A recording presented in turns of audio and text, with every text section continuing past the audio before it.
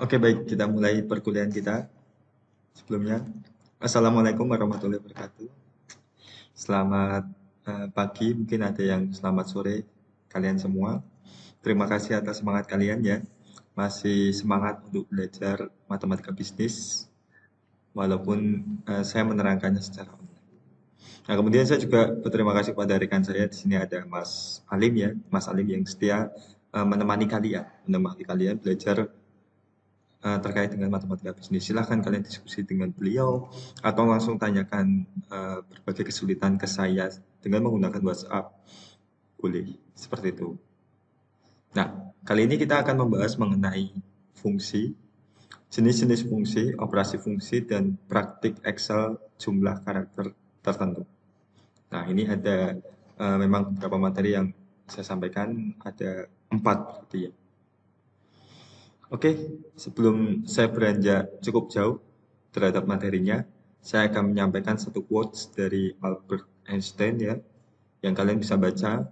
Everyone is a genius. Jadi saya yakin kalian semua itu genius.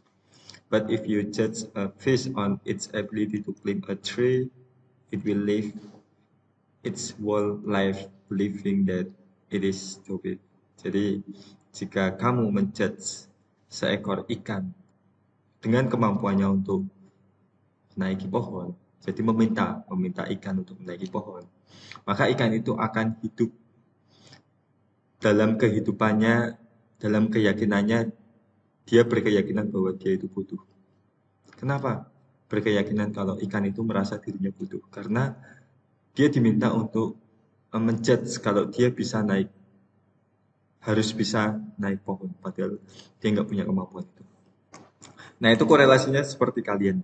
Misalkan kalian ikan, saya tidak bisa menjudge kalian harus menguasai materi yang saya ajarkan. Ya, saya tidak bisa menjudge kalian harus menguasai karena setiap dari kalian pasti punya bidangnya masing-masing. Tapi setidaknya saya akan menyadarkan kalian kalau matematika ini penting. Ya, matematika ini kalian butuhkan.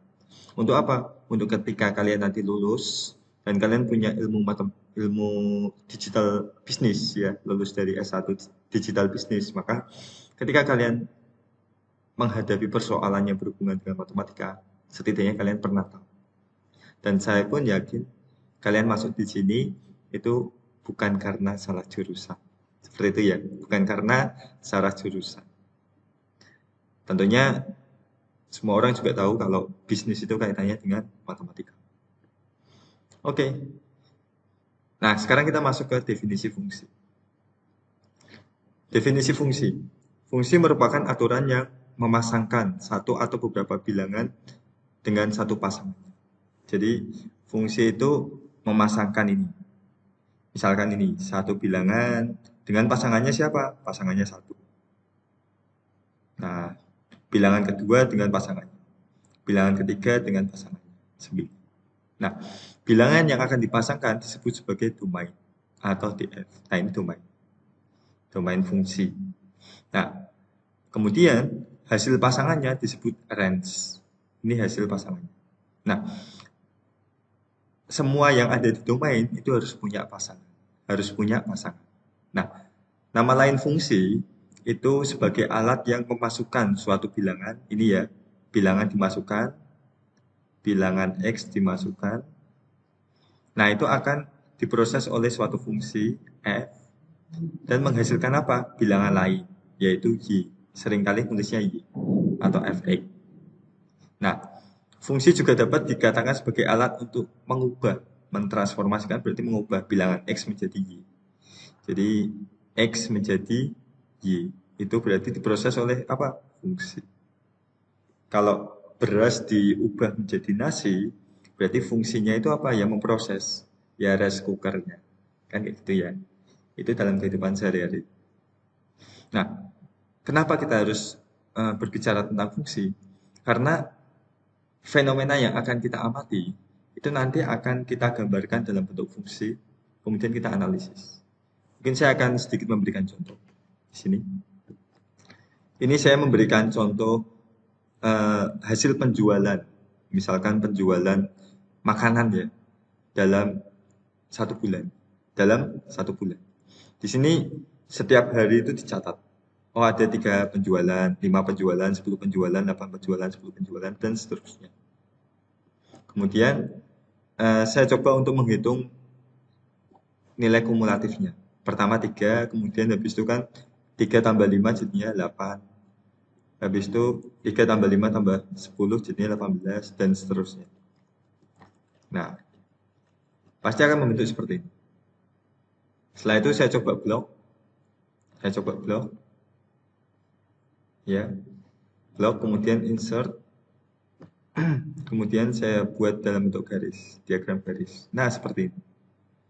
Nah, ini kita akan melihat pola apa yang terbentuk, ya, pola apa yang terbentuk, gitu. Karena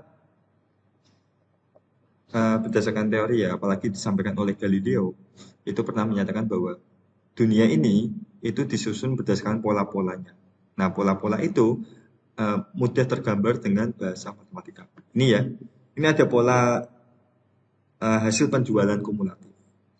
Cara melihat fungsinya bagaimana? Ini diklik, kemudian tambah, selanjutnya trend line ini. Kalian bisa milih trend line, klik aja. Trend line, kemudian more option ya, more option. Nah, di sini ada titik-titik. Mungkin saya akan mencoba untuk ini ya, diklik dulu titik-titiknya, klik kanan, format trend line, klik kanan ya. Nah, di sini berarti fungsinya yang terbentuk nanti fungsi linear. Fungsi linear apa? Nanti akan saya jelaskan. Misalkan saya pilih yang polinomial, yang naik. Ini order 2, saya pilih order 3. Saya pilih order 3, yang sesuai dengan ujungnya ini, puncaknya. Udah, habis itu saya tunjukkan. Display equation on chart. Nah, nanti akan membentuk seperti ini. Nah, ini berarti fungsi dari hasil penjualan yang data hasil penjualan yang sudah didapatkan. Jadi, semua data itu nanti ujung-ujungnya masuk fungsi, kemudian dianalisis. Berarti, saya setelah mendapatkan fungsi ini, dan saya coba validasi ternyata hasilnya cukup akurat, saya bisa memprediksi hari ke-31 itu ada berapa penjualan. Dari rumus ini. X-nya ini, X-nya. X-nya itu hari. Ini X. Ini sebagai X. Dan hasil penjualan kumulatif itu sebagai Y. Nah, berarti sama dengan saya mengikuti rumus ini, mengikuti rumus yang udah muncul. 0,0049 dikali X pangkat 3. Oh, maaf. Dikali X pangkat 3 gitu, dikurangi 0,2052 dikali X pangkat 2